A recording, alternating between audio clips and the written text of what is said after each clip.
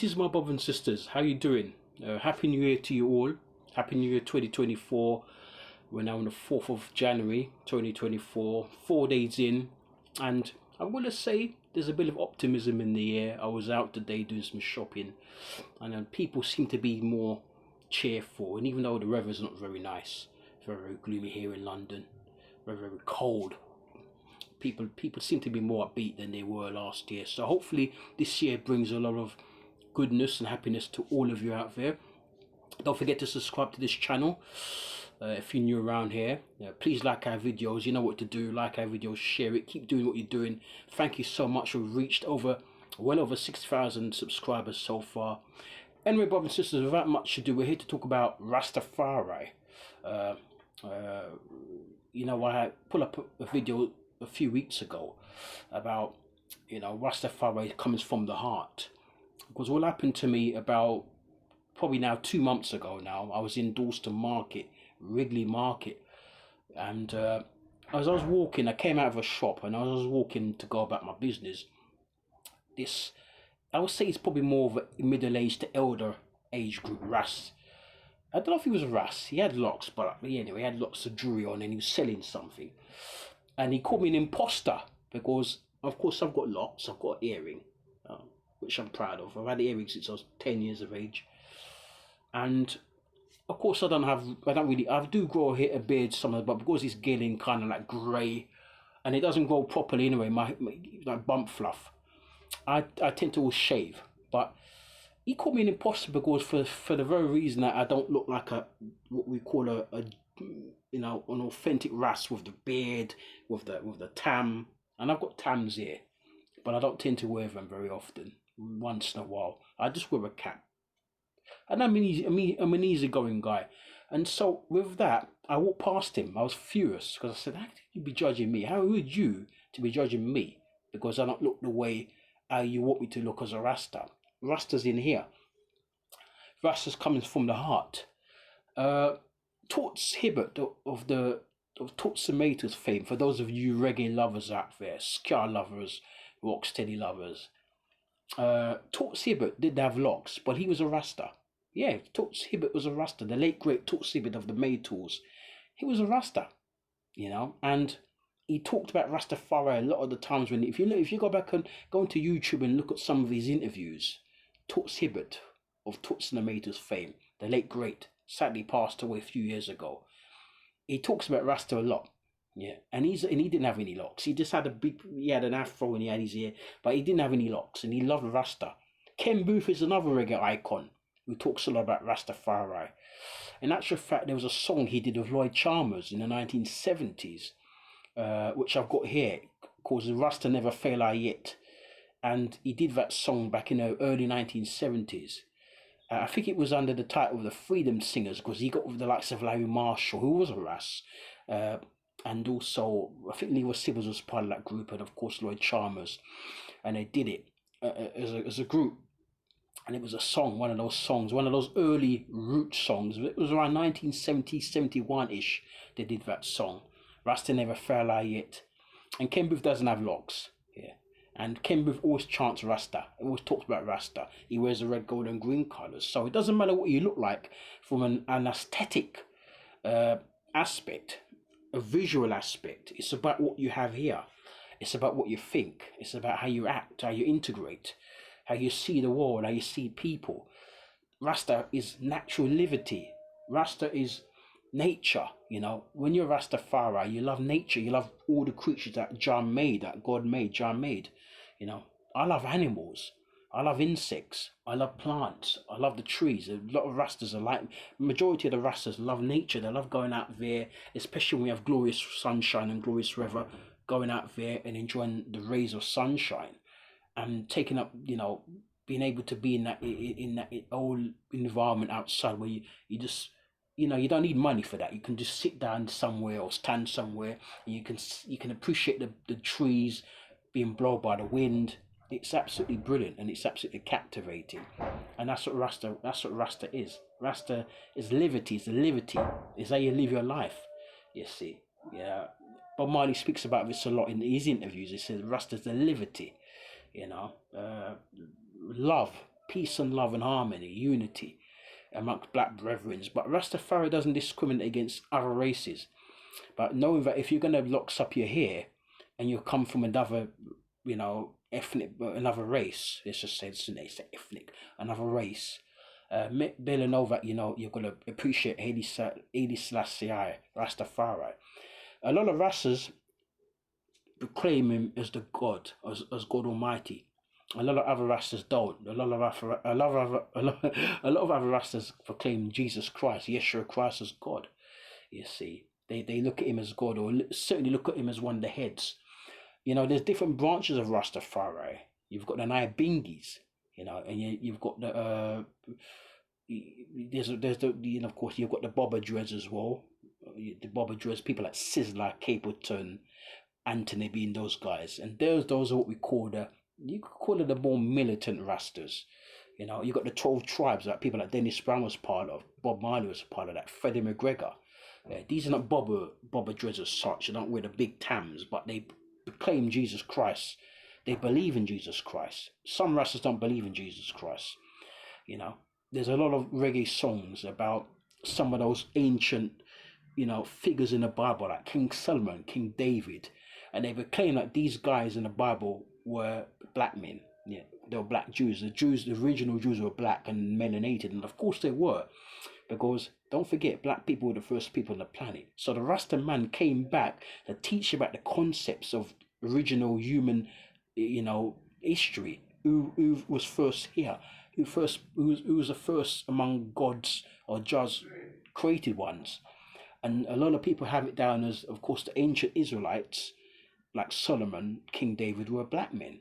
And there's archaeological evidence in places like Ethiopia to suggest this is true, And so, as I said, I'm here to talk about that. It's just a basic video. I'm going to do some more as time goes on, because as I've told you, maybe many of you have just logged on and have just subscribed to the channel. When I was at about 1,000 subscribers, now I'm at about 6,500 subscribers. It's amazing. Thank you so much. I did say I was going to keep going and doing various parts and different segments to Rastafari. So part 1, part 2. I'm going to do as many as I can. I don't know how many parts I'll do, but I'll just keep coming when the inspiration takes me to come on here and to talk to you about, what it is like to be a Rasta and what it entails. And I'm not the only voice. You've got people like Muta Baruka. Of course, we lost Benjamin Zephaniah, was it last month or so? You've got him as well. You can go back onto YouTube and listen to his old clips. You've got many other Rastafaris, people like Prophet, he's one. You just type in Prophet and he tells you. And these are the elder Rastas who know about the history of the move from the start. Of course, the concept of Marcus Garvey, because the Rastas believed a lot in Marcus Garvey, because Marcus Garvey came and spoke about, look to the east for the coming of a king, and the east is Africa. So when you look to the east for the coming of a king, that's more or less Ethiopia. So that's another prophecy which Marcus Garvey spoke about and came to fruition. You see, the wearing of the locks. I know I put up a post a few weeks ago about Bob Marley when he was asked by a journalist, do you have to be dread to be a Rasta? Morgan Heritage had a record. I know some of you in the chat saying that, Morgan Heritage song says that you didn't have to be dread to be a Rasta. And that is so true.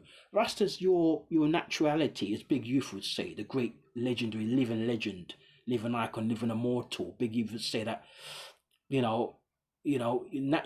naturality. So whatever's here, as I said, this piece is titled Rasta Comes from the Heart. Rasta's here. You don't have to, it's not about, as I said, your aesthetics and your visual appeal. Yes, of course, when you have locks, it denotes that you proclaim Rastafari as your life choice, as your I don't want to call it a religion, as your way of life. Haile Selassie, who is supposed to be the ones that the Rastas look up to the most, he never had locks. He had a bushy hair, but he never had locks. He just had a beard and he had a bush hair. He didn't have locks. Not every Rasta believes that Selassie was God either. Some Rastas don't believe Selassie is God. I remember Muta Baruka once said that he didn't believe that Haile Selassie created this whole universe, this whole world, with the earth, the sun, the moon, the stars, the wind, the fires, all the plantations, and all the vegetations of the field. He said he didn't believe it was one man who created all these things. It's beyond that. And I believe that as well. And even though I love Haile Selassie and I take some of his teachings, he was a man like all of us, but the Almighty God of the creation, Father of creation, Mother of creation. Some people call it the Mother and Father of nature. I call it the Mother and Father of creation. We can't see him. He's beyond description, beyond comprehension. So Selassie didn't do this. And Selassie is a man we can see him. We can see him everywhere. He actually passed away physically. God cannot die. So Selassie is not God, but he's one we look up to in terms of inspiration, in terms of words. So word, sound, and power.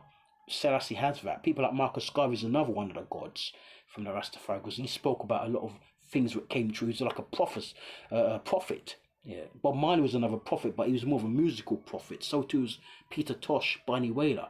So a lot of those guys we look up to in the Rastafari community and movement. Dennis Brown was another one. Gregory Isaac was another one. But of course at the pinnacle of it, you've got Papa Marcus Garvey. You've got, of course, Haile Selassie, which the movement was named after. And of course you've got people like Muhammad. Prince Muhammad. Prince Muhammad was another one. I always get his name wrong, and I should know his name, but sometimes he eludes me. Is it Prince Muhammad? I think it's Prince Muhammad. If I got it wrong, I'll come back the next time and correct it. I do apologize, but I think it's Prince Muhammad, because and of course you got Mortimer Planner, who was a teacher, because he taught Bob Marley about Rastafari concepts, Peter Tosh the Wailers, Bunny Wailer, and many of the other musicians of that era. So you're talking the musicians and the singers and some of the entertainers who became Rasses in the 50s, the 60s, and the 70s, and even in the 80s. Mortimer Planner sadly passed away, but he was a Rasta, and he led a delegation to Africa in the 60s to kind of like proclaim the Rastafari movement and to kind of like get it authorized. He did a lot for the Rasta movement from a intellectual standpoint, and to make it a powerful movement out there. A bit like Marcus Garvey did with the UNIA, when he made it, he tried to bring it all around the world. Well, Plano tried to bring the Rastafari movement to Africa first and then around the world, because Africa, of course, is the motherland, and many Rastas believe that that's their physical and spiritual home, you see. And also, can't forget Leonard Percival Howell. Some people call him Leonard P. Howell. He was the first teacher who spoke about the Rasta movement. He came teaching in the 1930s after Haile Selassie's or Rastafari's crowning, the coronation, in November of 1930, alongside Empress Menen, you see. And then he came after that and went around Jamaica teaching about Rastafari. But the Rastas faced lots of opposition from governments and politicians, etc., etc., etc. And I'm going to come in there next time and speak more about this, more about the persecutions of the Rastafari, and the persecutions of those early Rastas, the beatings, the lynchings they got from the Jamaican government and the Jamaican authorities. And it's going to really be a tearjerker. I done something about the Coral Garden incident about 4 years ago, and I have to come and do a remake of that, or an up-to-date version, because some people, they forget about it, or they watched it and they left it. But we have to keep reminding people that this movement wasn't an easy movement, because a lot of the early pioneering Rastas had to take a lot of beatings for us, for this generation now, to even wear our locks in public.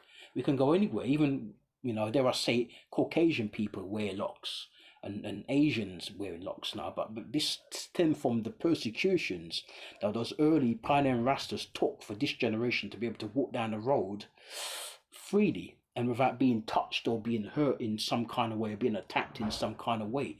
But as I said, my brothers and sisters, before I, call it a rap, Rastas from the heart. So you don't have to be dreadlocks to be a Rasta. Yes, of course, when you have your dreadlocks, it insinuates that you're a Rasta. But if you just have a bald, because supposing if you become bald, you've got no more locks, you can't grow your scalp can't grow no more hair, but you have it there, it doesn't matter. The most important thing is that you have it there, you live like it.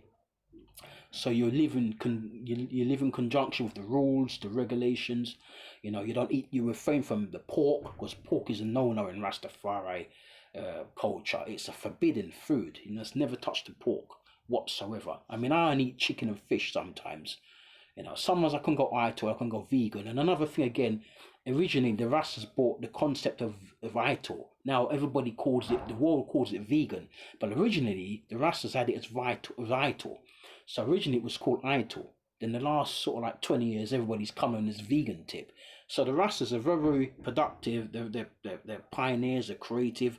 They instigate things and movements which other people, which the world embodies and takes on, and calls it something else. There's so many things, brothers and sisters, we can speak about Rastafari. So many things.